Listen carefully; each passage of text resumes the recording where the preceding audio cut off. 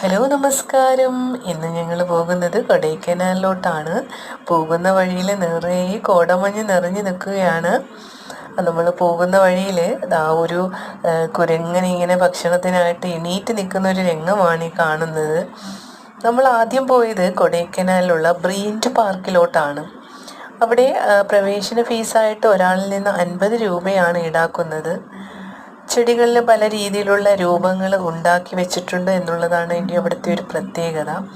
പിന്നെ പലതരത്തിലുള്ള ഫ്ലവേഴ്സുകളും ചെടികളും നമുക്കവിടെ കാണാൻ പറ്റും.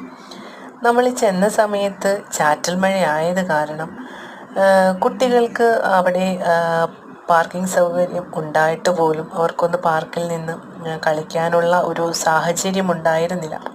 പിന്നീട് അവരത് ഫോട്ടോസൊക്കെ എടുത്ത് അവർ തൽക്കാലം സംതൃപ്തി അടഞ്ഞു. കുട്ടികൾക്ക് ഫോട്ടോ എടുക്കാനായിട്ടൊക്കെ തന്നെ പ്രത്യേകം ഓരോ സെക്ഷനുകളായിട്ട് ഇതുപോലെ നമുക്കവിടെ കാണാൻ പറ്റും. ഒരു ആനയുടെ രൂപമൊക്കെ ഉണ്ട്. അപ്പോൾ അതിലൊക്കെ കയറി നമുക്ക് എടുക്കാം ഫോട്ടോസ്.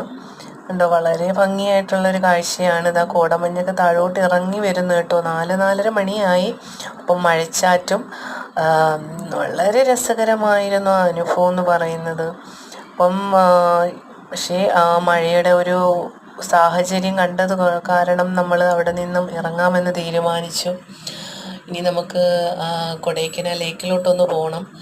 അപ്പം പോകുന്ന വഴിയിലാണ് താണ്ടേ ഒരു കരടിയുടെ രൂപം അവിടെ ഉണ്ടാക്കി വെച്ചിരിക്കുന്നു, ചെടിയിലാണ്.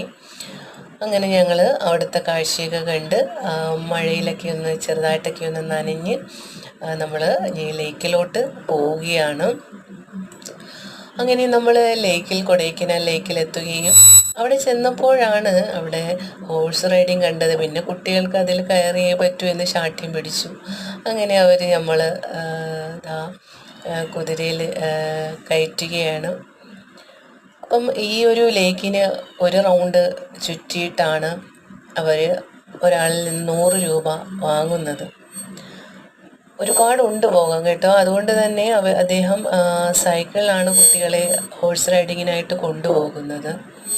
അതേസമയം നമ്മൾ അവിടുത്തെ ലേക്കിലെ ഭംഗിയൊക്കെ ആസ്വദിച്ച് കുറച്ച് നേരം ഇങ്ങനെ അവിടെ നിന്നു. അവർ വരുന്നത് വരെ നിന്നു. പിന്നീട് അവിടുത്തെ സാഹചര്യം അറിഞ്ഞപ്പോൾ, ഇനി അവിടെ മഴയാണെന്ന് അറിഞ്ഞതോടുകൂടി നമ്മൾ തിരികെ വീട്ടിലോട്ട് വരാമെന്ന് തീരുമാനിക്കുകയും അപ്പോൾ ഞങ്ങൾ തിരികെ വീട്ടിലോട്ട് വരുന്ന വഴിയിൽ ദാണ്ട് ഒരു വെള്ളച്ചാട്ടമൊക്കെ കണ്ടു. അതൊക്കെ ആസ്വദിച്ചു. ഞങ്ങളത് നേരെ വീട്ടിലോട്ട് വരികയാണ്. അപ്പോൾ എല്ലാവർക്കും വീഡിയോ ഇഷ്ടപ്പെട്ടെങ്കിൽ ലൈക്ക് ചെയ്യണം, ഷെയർ ചെയ്യണം.